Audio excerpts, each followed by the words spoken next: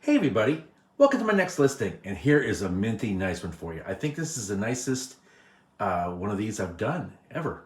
This is the mighty Denon DP-57m direct drive manual turntable. It's been recapped and restored. It's got a factory smoked dust cover in really nice shape as well. It's got a stupidly high-end Audio-Technica E-Series beryllium cantilever cartridge on it. It is ready to rock, man. Let's go ahead and go over the features and functions of this really cool machine. So there's my boy. He looks cleaner, doesn't he? He just got back from the pet spa today where they, painted a coat of white on him. Our neighbor guy says he looks buckskin. Now, I've caught him a lot of things. And buckskin is not one of them. Oh my God, this dog. I had a heart attack earlier this week. It was terrible. I paid $17,000 to get a fence put in my yard, okay? I'm drinking, let's talk, why not? I paid 17 grand to get a new fence put in my yard. It looks fantastic, but I've had to have them come out and fix the gate like 2 times already because, temperature shifts or whatever, and the gate doesn't close right to the back. Now, I've had my old fence for 15 years. It never needed anything, so I don't know what the story is. But anyway, I guess when the lawn people here, we have lawn service, when he came out today, they couldn't get the gate closed, didn't bother to tell me. I let him outside, and when I walked out, looked out the window, he was gone. And I go running out the back, down the alley, through the broken glass, and, no shoes or socks on. Fuck that, I know that, right? Chasing, trying to find him. He comes walking around the corner like, hey, man, what's going on? He was fine, but oh, my God, I bawled like a baby. Oh, my God, I mean... He's a member of the family. So, you guys hear me talk about, getting a rescue dog and how much they can mean to you. Seriously, get one. He's just the sweetest, wonderfulest thing. And like, he's fine. I'm fine after a lot of meds and stuff. But God darn, man, scared the crap out of me. Anyway, he's fine. Thank you, guys. Let me talk about this turntable. Because like I say, this is... I think it's the nicest 57M I've ever done because it is freaking minty nice. So like I say, it's direct drive manual turntable. I've recapped it with Nichicons and Panasonics and Elnas. I lubed the motor. You took the arm completely out, lubed it, cleaned all the pots for the anti-skidding and Q-damping, cleaned all the switches, set all the variable resistors inside with a voltmeter and set the motor waveforms with a scope.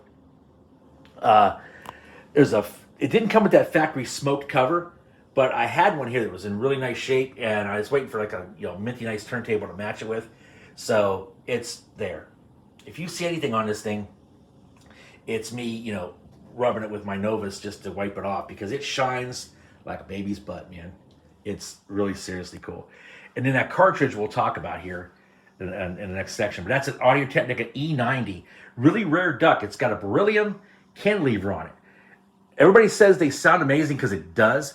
Now you probably can't buy a new stylus for it, but my guy Joe Long will retip it because it's got to say with that beryllium cantilever. This is like a AT160. I mean, it's like the top of the line of this series, and it sounds freaking fantastic on this turntable. So anyway, let me go around here and get the back for you.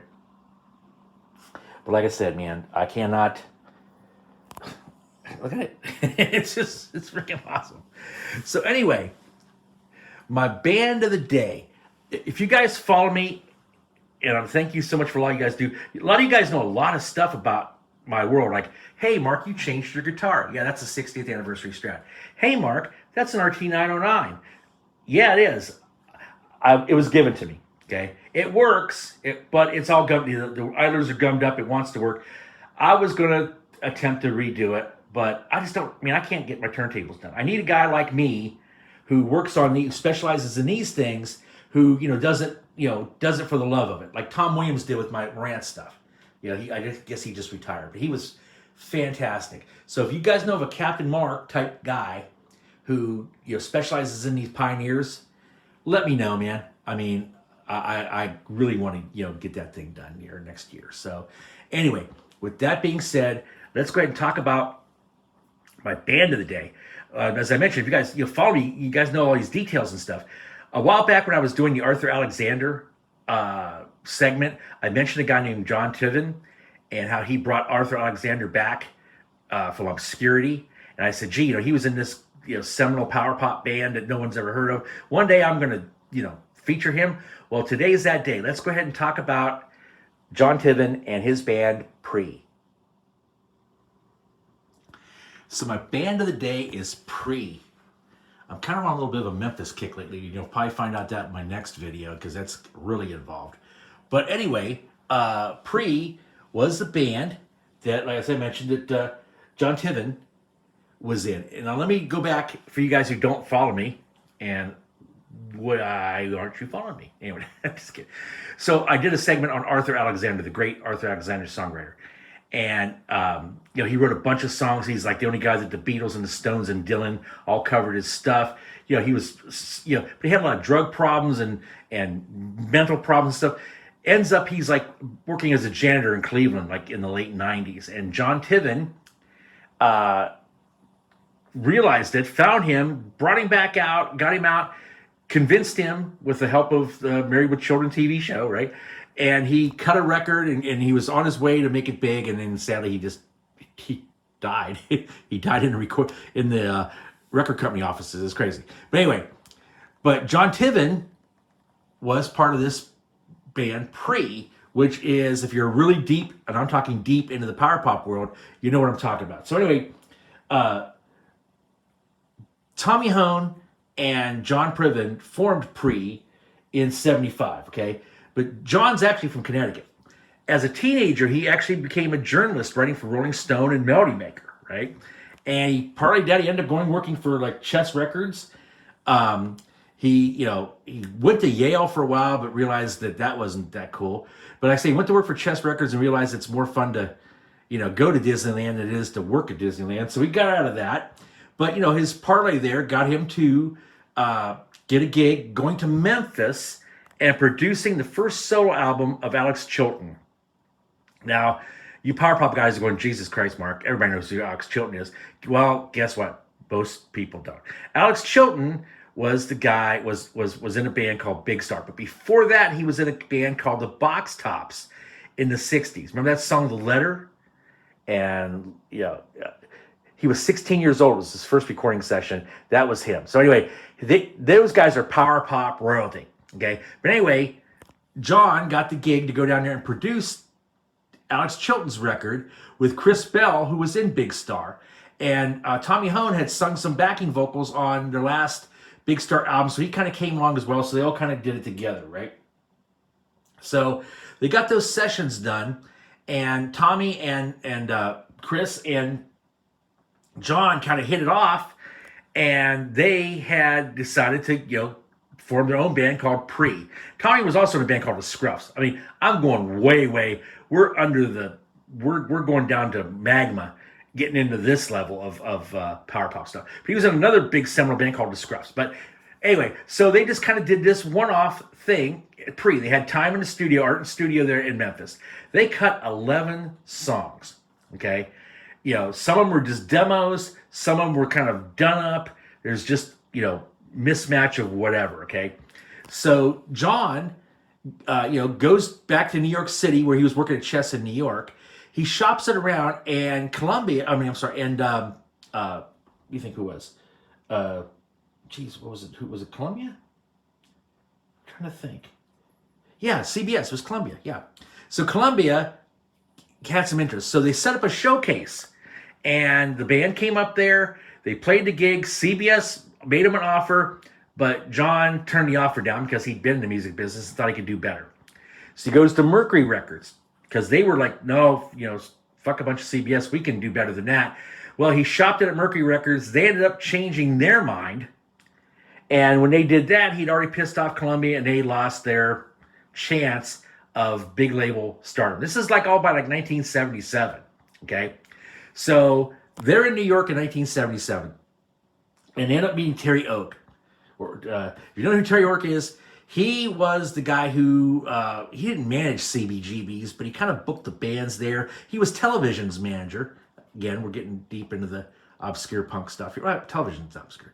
But, John decides to let Terry go ahead and have the masters of not only the pre-tracks, but the Alex Chilton stuff. So they released a record, a single for pre, and Terry had booked them into CBGB's, which this is like at the height of the Ramones and Blondie and everybody just making it, right? Well, Tommy Hone had enough in New York. He said, fuck a bunch of that, and he left town. And that was that. The band was over. Okay. Ta-da! End of story. Next segment. No, you guys know better than that, right? So, anyway, as I mentioned, John went on to produce records and go back and work, at studio stuff. But what John kind of focused on was he was like really good at getting kind of forgotten artists who were super talented and bringing them back. He produced records by Felix Cavalieri, the Rascals, and Little Milton, and Wilson Pickett, and Leslie West. I mean, these are all like, past their prime kind of stuff. But he kind of specialized in that stuff because he was just he's a true fan of the music. And he's written like 400 songs. I mean, he's had stuff covered by Huey Lewis and other guys as well, right? But anyway, he just kind of carved out a career being a kind of producer, songwriter stuff. And as a matter of fact, all the way up till the most I could find on the latest I could find on is in 2020, where him and Steve Cropper, the great Steve Cropper, speaking of Memphis, they had cut some tracks years ago. They went back and resurrected some of those tracks. They were just like instrumentals, and they found this guy named Roger Rill, and to like write lyrics and sing vocals. But this was all done during the pandemic.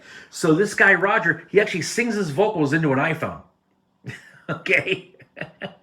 And they put the record together, and it ends up being Steve Cropper's 2020 record called Fired Up. It went to #1 on the blues chart, stayed there stayed on the charts, top 10, I think, for like a month or so. So, good on him. And he carved out a great niche market living in the music business, and he helped a lot of people who a lot of people forgot about. So when I mentioned the Arthur Alexander thing, that's just one of the people that he's gone back or has, just had that kind of joy of music. So I don't know the guy, haven't met him. Love to have a beer with him. He just seems like a really, really cool dude. Now Tommy Home, he went solo after Pre. He went back to Memphis. He made a really, really good record called Space Break. And it was on a local label in Memphis. I think it's called Power Play. Well, anyway, the year after that, London Records, which had the Stones and stuff, and stuff, they signed him. They actually added a song to it and released it nationwide. It got a shit ton of great reviews. Robert Christgau, the great reviewer, praised it. They did a full page ad in Rolling Stone. It should have been great, but it, as we say in the music business, it went cardboard. Didn't go platinum, didn't go gold. It went cardboard. So he basically kept trying. He did records, in the 80s, going on into the 90s. He teamed up with a guy named Van Duren, who was another like a power pop, more recent power pop guy in Memphis. Made some records into the 2000s. In that little niche, he's revered because he was in the scruff. That alone is enough for him to get a seat at the table. But anyway, in 2009, he was starting another solo record, and he was trying to cut vocals and realized this wasn't feeling right. He was diagnosed with cancer in 2009, and he ended up passing away in 2010. So that is the story of Pre. And their record's called Pre. It's called Historics. Get it? Prehistorics. So anyway, I'm going to play a track off of this record, and I'll show you the features and functions of this turntable. I'll talk a little bit about this record and why you probably shouldn't buy this album. After all that, don't buy this record? Yeah, stay tuned. Hang on. So Snoop Dogg has changed positions. This is his excited mode right here. He's ready to pounce, ready to jump. Here's some great music, aren't you, buddy? Yeah, maybe not so much. So you wonder, gee, Mark, why'd you just waste 10 minutes of our lives if you don't want us to buy the record? No, I want you to listen to the music. So what happened basically is this album was released in 2017. As I mentioned, they cut like 11 songs. And on this record, there's like 5 or 6 of them. And then like on the other side, there's like alternate versions of them. So it's not the entire thing.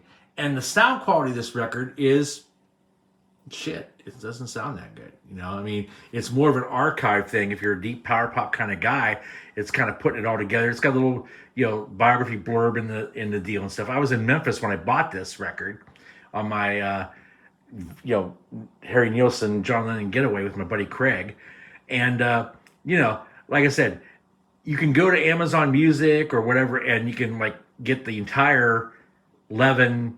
The CD version of it has all the songs, where this album only has like some of them. So one of the very rare instances, since the sound quality isn't anything anyway, because it's demos and they weren't preserved very well. It's actually better for you guys to go ahead and either get the CD if you want to actually pay money and support it, or go to Amazon or whatever and just get the tracks.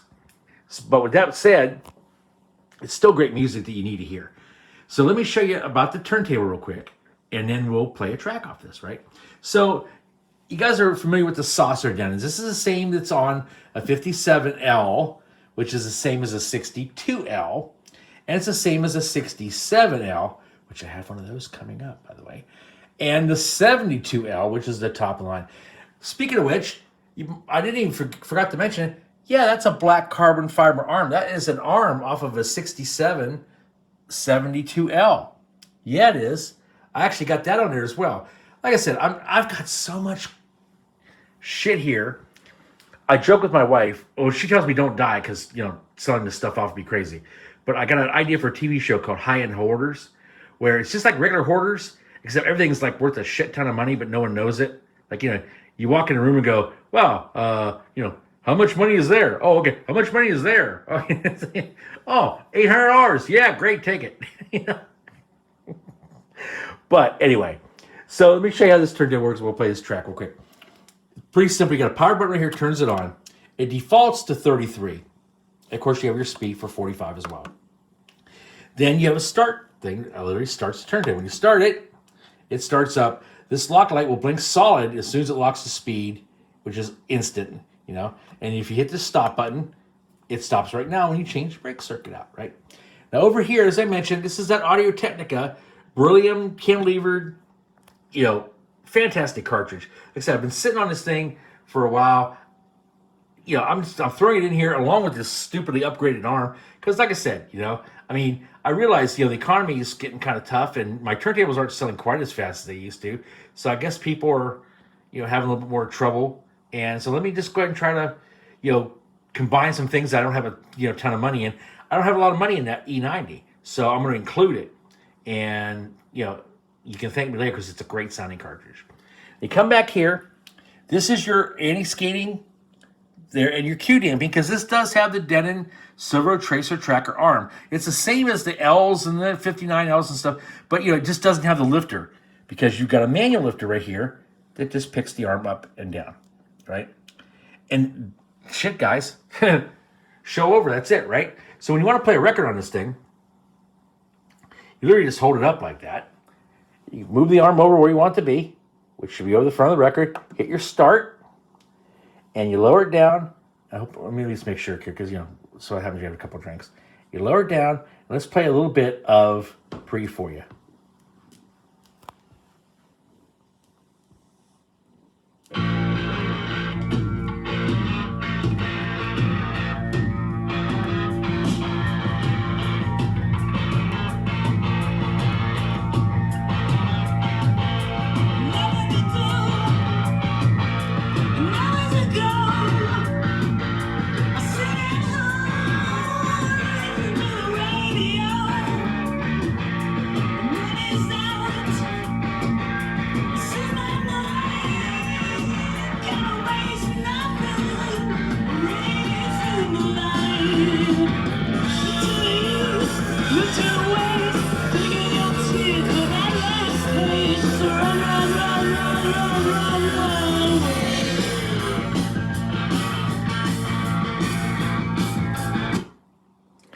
And that is Pre. The beautiful thing about power pop and punk is the songs are short, which are really good.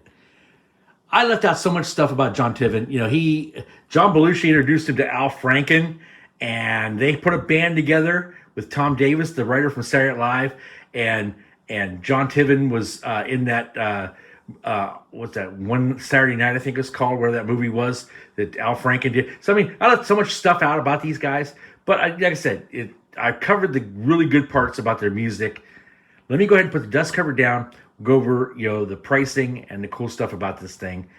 This is just a great turntable, guys. And check out Pre on Amazon Music. Probably, I don't suggest you buy this record just because there's a lot of tracks left out.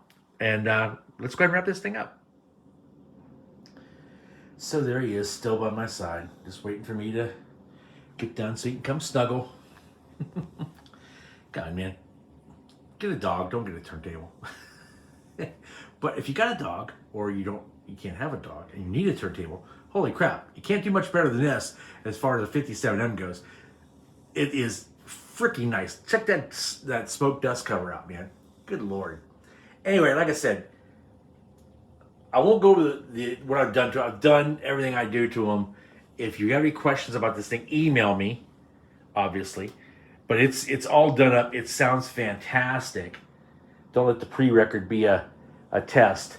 It got through Dire Straits and Pink Floyd quite well as well. But anyway, this turntable with that carbon fiber arm and that stupidly good E90 Audio-Technica cartridge that still sounds fantastic is only $625 plus the shipping. Yeah, I know. Go figure. Anyway, like I said, that's a stupid deal. So, I realize times is hard. So, jump on this thing while you can. I don't do Black Friday sale. I mean, I'm just an idiot guy drinking. I try to make $100 on every turntable I do. Sometimes I don't. If I factor the Jack Daniels, I'm losing money. But it keeps me out of the bars, as my wife says. So she's all good with me sitting here drunk talking to you guys instead of me sitting there drunk talking to some girl in a bar. So with that said, jump on this thing while you can. The next things that are coming up, oh man, I hope I can get it done in time. But I have I don't want to mention it. Should I mention it? Yeah, I'll say it. If there's a couple of you out there been asking me about what's the best fully automatic turntable that you have or that you've ever done, well, it's coming. I have a amazing fully automatic turntable coming up here that, like I said, it's not for the faint of heart, but it's really, really, really cool. I have another Pioneer coming up. This Pioneer's been doing really well lately. I dig them, and it just comes in spurts. You know what I mean? It's just weird how things happen. My buddy finds stuff, and like he'll find 2 or 3 Pioneers in a row, and he'll find a couple Denons in a row, and it just, I just go where the wind blows. I mean, I got no skin in the game other than, being able to talk some shit and talk about music, and seems like a lot of you guys really dig it, and for that, I so appreciate you guys. Holy crap, man! Just the way this crazy world is, it's really cool that people can check something out and appreciate it and realize I got nothing going on but the rent. So grab this turntable. I only do Zelle. I only do PayPal, friends and family. I can take your personal check, but you have to wait for it to clear. And I only ship in the United States, but I've shipped turntables to Australia and Sweden and Ireland and stuff because you guys might have a friend here, and I'll ship it to that person for free, and then they can forward it on to you. It's just something that I do. I actually end up losing money on those turntables, but it's kind of cool. Like I said, dude, I mean, I don't need the money. Shit. I mean, it's kind of cool to be able to say, yeah, I got a turntable over in Ireland. Check this out. So, yeah, I'll eat the shipping on that to get it worldwide. But like I said, hit me up. Check my turntables out. Grab this one while you can. It's not going to last long, I don't think, because it's just a really, really nice turntable. Thank you guys so much again. I appreciate you. Take care, everybody. I hope you have a happy Thanksgiving, and we'll talk to you soon.